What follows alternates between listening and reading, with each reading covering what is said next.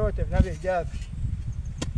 Kwa Mungu anao uwezo wa kuiangalia kazi ambayo unaiona kwamba haiwezi kukupa hela, lakini akaipa thamani, akamtuma mtu akafanya kwa ajili yako. Lakini lazima kwanza uwe na kitu unachokifanya. Wewe unapomwomba Mungu anaangalia, anaona mahali ambapo unaweka mkono. Ndio rangi sasa likinia. Na Mungu wetu mwaminifu huwa habadiliki. Anasema mimi sio kigeugeu. Kwa kama alivyosema katika neno lake kwamba atabariki kazi za mikono yetu. Unapomwomba ukiwa unafanya yale yote ambayo Mungu ameagiza katika kitabu cha Kumbukumbu la Torati 28, Mungu anaiangalia kazi unayoifanya. Anaipa thamani machoni pa watu. Anaruhusu kubarikiwa kwako. Anaruhusu kuinuliwa kwako.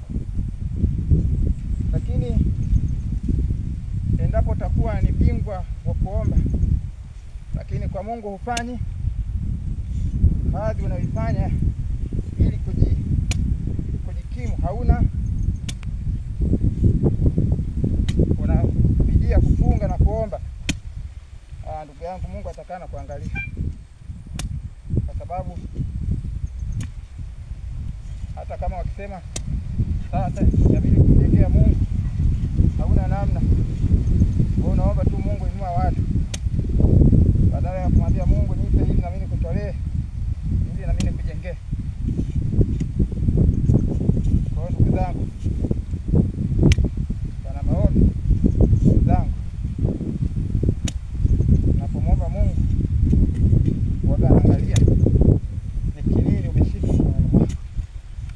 Musa analialia, anataka Mungu amsaidie kuwavusha wana wa Israeli, lakini Mungu anamwambia umeshika. Anamwambia nimeshika fimbo. Fimbo inawakilisha mamlaka. Wanamwambia kupitia hiyo chapa maji. Kupitia mamlaka ndio piga maji. Alafu waambie wana wa Israeli wavuke.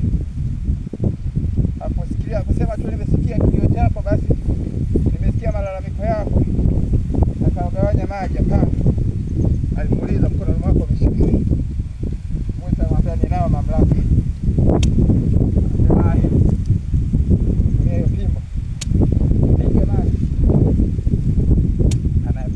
Maji yanagawanyika. Bwana wa Israeli wanavuka. Huku maji katikati bonde. Maadui wanakuja wanazama. Ni kwa sababu alikuwa na kitu cha kumwambia Mungu nimeshika fimbo.